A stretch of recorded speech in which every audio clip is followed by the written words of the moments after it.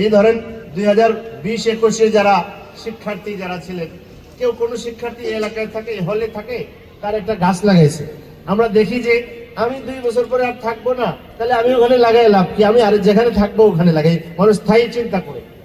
আল্লাহ নবী বলেছেন, তুমি গাছের চারা নিয়ে দাঁড়ায় আছো, সামনে দেখছো কিয়ামত এসে যাচ্ছে, তবুও তুমি গাছের চারাটা লাগাও।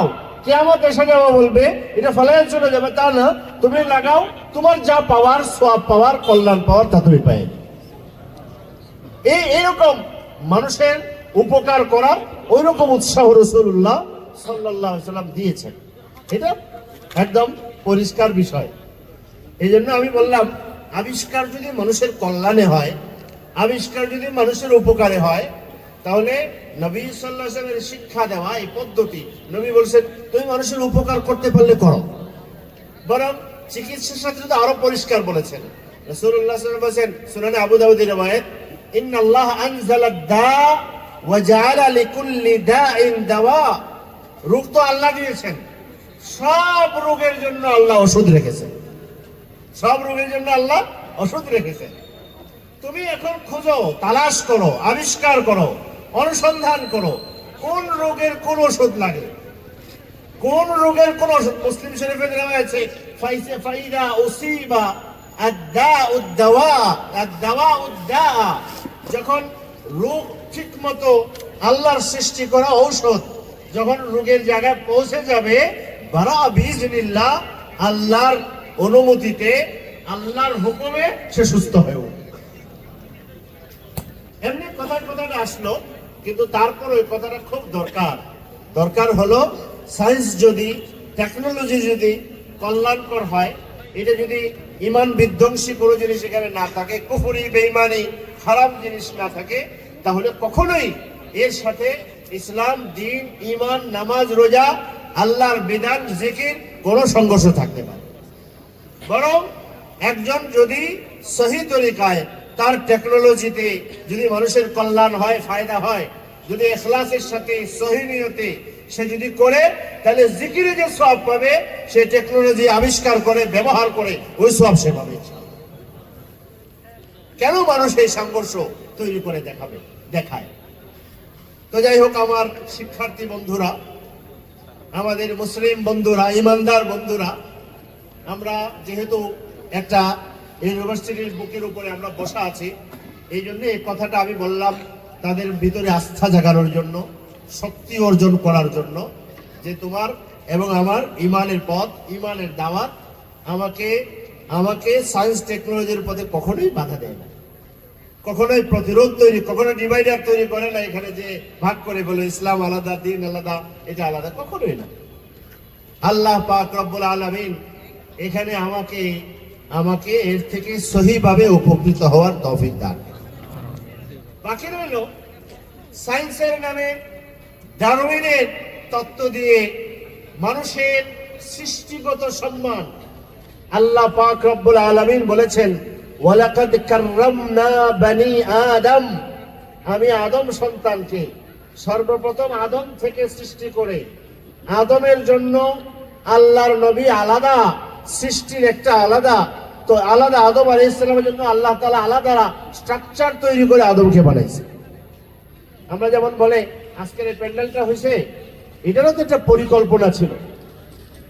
একটা ঘর বানাইলো কেউ পরিকল্পনা ছাড়া বানাইতেছে হয়ে গেছে। আর একটা হলো, এই ঘরের জন্য ইঞ্জিনিয়ার, আর্কিটেকচার আনা হয়েছে জাপান থেকে, চীন থেকে, 10 বছর গবেষণা করে স্ট্রাকচার তৈরি করে বানানো হয়েছে। কোন ঘরের দাম বেশি, যেটা খুব পরিকল্পনা ছাড়া, না যেটা পরিকল্পনা করে বানানো হয়েছে? আল্লাহ নবী সাল্লাল্লাহু আলাইহি ওয়াসাল্লাম একদিন দেখলেন এক লোক তার গোলামকে মারতেছে, গালের মধ্যে থাপ্পড় দিচ্ছে। কোথায়? গালের মধ্যে। মানুষের চেহারায় মারা জায়েজ নেই। শিক্ষক ছাত্রকে গালে মারতে পারবে না, সে উস্তাদ হোক, শিক্ষক হোক, মা বাবা হোক, নিষেধ। নবী করিম সাল্লাল্লাহু আলাইহি ওয়াসাল্লাম দেখে রাগ হয়েছেন। নবীজি বলেছেন, তুমি তার চেহারায় কেন আঘাত করছো? আল্লাহ তাআলা তো তার চেহারাটা আদমের চেহারার মতো বানাইছেন, আর আদমের চেহারাটা আল্লাহ পাক, ইন্নাল্লাহা খালাকা আদামা আলা সূরাতিহি। এই হাদিসের একটা মৌলিক ব্যাখ্যা হলো, আল্লাহ তাআলা আদমের জন্য এই চেহারাটা শুধু মানুষের জন্য তৈরি করেছেন। কোনো হাইওয়ান জানোয়ার যত বড়ই হোক, এত মায়াবী, এত সুন্দর, এত আকর্ষণীয়, রং ভিন্ন হতে পারে, কালো হতে পারে, গৌড় হতে পারে, সাদা হতে পারে, শ্যামলা হতে পারে, কিন্তু এই চেহারাগুলোর মধ্যে সব ধরনের চেহারায় আল্লাহকে মায়া রেখেছেন, মমতা রেখেছেন, আকর্ষণ রেখেছেন। এটা আল্লাহর একটা দান। আল্লাহ বলেছেন, আল্লাহ নবী বলেছেন, আল্লাহ আদমের জন্য এই চেহারাটা স্ট্রাকচারটা আগে তৈরি করে তারপর আদমকে এই অনুযায়ী সৃষ্টি করেছে। তুমি চেহারা আঘাত করো না।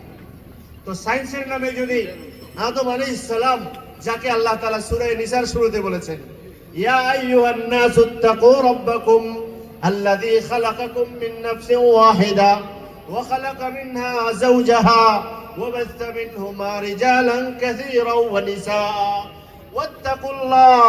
ওয়াত্তাকুল্লাহ আল্লাযী তাসাআলুনা বিহি ওয়াল আরহাম ইন্নাল্লাহা কানা আলাইকুম রাকীবা। আল্লাহ সমস্ত মানুষকে, আদমকে সৃষ্টি করেছেন, সমস্ত মানুষকে, নারী পুরুষ সবাইকে আদম থেকে সৃষ্টি করেছেন, কাউকে বানর থেকে সৃষ্টি করেন। এই জন্য সায়েন্সের নামে অপকথা, সায়েন্সের নামে সায়েন্স বিরোধী কথা, অসত্য কথা করলে এটাকে ইসলাম সমর্থন করে না, এটা অসত্য। যাই হোক, প্রাসঙ্গিক কথাটা এসেছে এই জন্য বললাম। আল্লাহ পাক রব্বুল আলামিন আসলে আমাদের যে বন্ধুরা আজকে যাদের সেশন পড়া হয়ে গেছে, চলে যাচ্ছেন, যারা পড়ছেন, আমি না কোন দেশের প্রেসিডেন্ট? আরে মাদুরো, ভেনেজুয়েলার প্রেসিডেন্টকে ধরে নিয়ে আসলেন। আপনার দেশে যে রাস্তায় রাস্তায়, গলিতে গলিতে, ঘরে ঘরে, সর্বত্র মাদকের ছড়াছড়ি, এটা খারাপ না? মাদক পাচার সহযোগিতা, মাদকের কি হলো? ইসলাম সুবহানাল্লাহ আযীম 1400 বছর আগে যখন আরবের মানুষরা মদ মাদকতায় এতটাই লিপ্ত ছিল, যেটা ইসলাম সত্য হওয়ার একটা বড় দলিল, যে দেশের জনগণ সব মানুষ মাদক ছাড়া চলতে পারে না, সকালে বিকালে দুপুরে মাদক খায়। এটা আরবের মধ্যে ব্যাপকভাবে ছিল, সুদ আরবের মধ্যে ব্যাপকভাবে ছিল। নবী যদি কম্প্রোমাইজ করে চলতেন, ইসলাম যদি কম্প্রোমাইজের ধর্ম হইতো, ইসলাম যদি এই সমাজকে খুশি করার জন্য হইতো, তাহলে ওই সময় মাদকের সাথে আপোষ করার কথা ছিল, সুদের সাথে আপোষ করার কথা ছিল। কিন্তু নবী করিম সাল্লাল্লাহু আলাইহি ওয়াসাল্লাম যে সমাজের প্রতিটা মানুষ মাদকে লিপ্ত ছিল, সকাল সন্ধ্যা বিকাল, আরবি ভাষায় এক এক সময়ের মদের এক একটা নাম ছিল। এই সময় নবী করিম সাল্লাল্লাহু আলাইহি ওয়াসাল্লাম মাদকের সাথে এত বড় যুদ্ধ করলেন, এত বড় যুদ্ধ ঘোষণা করলেন যে এক সময় বলে দিলেন যে সকল পাত্রে, পটের মধ্যে, বোতলের মধ্যে তোমরা মাদক রাখো, মাদক ব্যবহার করো, ওই পাত্রগুলো ভরে রাখা যাবে না, ওগুলো ভেঙে চূর্ণ বিচূর্ণ করে। মাদক যদি খারাপ হয়, আসো ইসলামের পথে আসো, হারাম করে দাও, তাহলে মাদক টোটালি বন্ধ হয়ে যাবে। টোটালি বন্ধ হয়ে গেলে তো মাদক পাচারকারী পাচার করবে। আমার দেশে যদি মাদক চলে তাহলে তো পাচার করবে। তো এই জন্য এটা আসলে তো বুঝে সবাই, আসলে দুনিয়ার এই সায়েন্সকে আমি যেটা বলতেছিলাম, টেকনোলজি, আমরা সমস্ত শিক্ষার্থীদের তাদের জন্য দোয়া করি, তারা উপকৃত হোক, দেশবাসী জগৎবাসী এর দ্বারা উপকৃত হোক। আল্লাহ তাআলা তৌফিক দান করেন, সবাই বলেন আমিন। আমরা এখান থেকে এমন কাউকে দেখতে চাই না যারা তাদের এই যোগ্যতা, এই দক্ষতা, এক কর্ম নৈপুণ্যকে ব্যবহার করে দেশের মানুষের যান হরণ করে, মান হরণ করে, মাল হরণ করে, না মানুষের ইজ্জত নষ্ট করে। এরপরে কি বলে, আছে না এমন মানুষ যারা তাদের মেধা, তাদের যোগ্যতা, দক্ষতাকে ব্যবহার করে দেশকে কি বানিয়ে ফেলে, খোলা বানায়। আল্লাহ তাআলা এখান থেকে এমন মানুষ যেন তৈরি না হয়, এটাও আল্লাহ তাআলা কবুল করেন, সবাই বলেন আমিন। আমরা তো এটা চাই, মানুষ মানুষের জন্য কল্যাণকর হোক, মানুষ মানুষের উপকারে আসুক। দ্বিতীয় কথা, লা ইলাহা ইল্লাল্লাহ। আমরা একটা জগতে বাস করি, একটা দুনিয়ায়। এই দুনিয়ার সাথে সবাই পরিচিত। কিসের? শিক্ষক, ছাত্র, ছোট বড়, আলেম জালেম, সাধারণ বিশিষ্ট, সমস্ত শ্রেণী। আমরা এই দুনিয়ায় একটু আরাম চাই, আমরা এই দুনিয়ায় একটু শান্তি চাই, সবাই চাই আলহামদুলিল্লাহ। এবং আল্লাহ তাআলাও আমাদেরকে এই দুনিয়ায় আরাম গ্রহণ করতে আল্লাহ নিষেধ করেন না। কিন্তু আমরা আমাদের ওই বন্ধুদেরকে আহ্বান করতে চাই, আমরা দেখি আমরা আরামের লোভে, লালসায়, শান্তির আশায়, মজা এবং নিরাপত্তার আশায় এমন পথকে বেছে নেই যেটা আসলে কোনোভাবে কোনো দিক থেকে আরামের না। কোরআনে কারিমে বড় চমৎকার ভাষায় আল্লাহ তাআলা বলেছেন, ওয়ামান আরাদা আন যিকরি ফাইন্না লাহু মাঈশাতান যানকা ওয়া নাহশুরুহু ইয়াওমাল কিয়ামাতি আ'মা قال رب لم حشرتني أعمى وقد كنت بصيرا قال كذلك أتتك آياتنا فنسيتها وكذلك اليوم تنسى আল্লাহ বলেন, আমার বান্দারা একটা শ্রেণী আছে আরামের আশায়, শান্তির আশায়, নিরাপত্তার আশায়, ভালো পাওয়ার আশায় সে নিজের মুক্তির আশায় ধ্বংসের পথকে বেছে নেয়। মুক্তির আশায় কিসের পথকে বেছে নেয়? ধ্বংসের পথ। আমরা যারা এখানে আছি সবাই তো আলহামদুলিল্লাহ ইমানদার, নাই না? কি বলেন? হাত উঠায় দেখান। আমরা সবাই কি ইমানদার? আলহামদুলিল্লাহ। আমি আয়াতটা পড়েছি কোরআনে কারীম থেকে। কোরআনে কারীমে আল্লাহ কি বলেছেন? আল্লাহ বলেন, ওয়ামান আরাদা আন যিকরি, যে আমার দিন থেকে, কোরআন থেকে, দিন থেকে বিমুখ হয়ে যায়, ডিনাই করে, অগ্রাহ্য করে, চেহারা ফিরিয়ে নেয়, ফাইন্না লাহু মাঈশাতান যানকা। আমি একটা কথাও বাড়তি বলছি না। আল্লাহ বলেন, এই দুনিয়ার জীবনে এক সংকীর্ণ, কঠিন, একটা বিপদ সংকুল, অশান্ত পেরেশানির জীবন তার জন্য অপেক্ষা করছে। কে বলছেন? বলেন আল্লাহ। ওয়ামান আরাদা আন যিকরি ফাইন্না লাহু মাঈশাতান যানকা, যে আমার দিন থেকে বিমুখ হয়ে গেল, মুখ ফিরিয়ে নিল আরামের আশায়, আমি এই দুনিয়া নিয়ন্ত্রণ করি, আমি বলেছি তাকে আরাম দেব না, আরাম পাবে না। ওয়ানাহশুরুহু ইয়াওমাল কিয়ামাতি আ'মা, এগুলো দুনিয়ার কথা। দুনিয়ায় সে আরাম পাবে না, দুনিয়ায় সে সংকীর্ণ জীবন পাবে, যেখানে অশান্তির দাবানল, যেখানে কষ্ট, যেখানে অস্থিরতা, যেখানে কোনো শান্তি নাই, যেখানে কোনো নিরাপত্তা নাই। হুমায়ুন আহমেদের নাম তো সবাই চিনেন না? সবাই জানেন। হুমায়ুন আহমেদের একটা আত্মজীবনী আছে, আপনারে আমি খুঁজিয়ে বেড়াই। দেখছেন এই বই? কেউ পড়েছেন তার আত্মজীবনী? উনি তার আত্মজীবনীতে যখন উনি পিএইচডি করার জন্য আমেরিকাতে ছিলেন, তার ব্যক্তি সম্পর্কে আমার কোনো বক্তব্য নাই, আমি তার বই থেকে কয়েকটা কথা বলতে চাচ্ছি। তিনি তার এই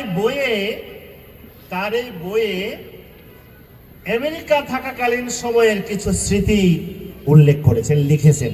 এটা পড়ার মতো, মানে কেউ যদি ভালো করে পড়ে দৃষ্টি খুলে যাবে, ভালো করে মানে বুঝে শুনে পড়ে।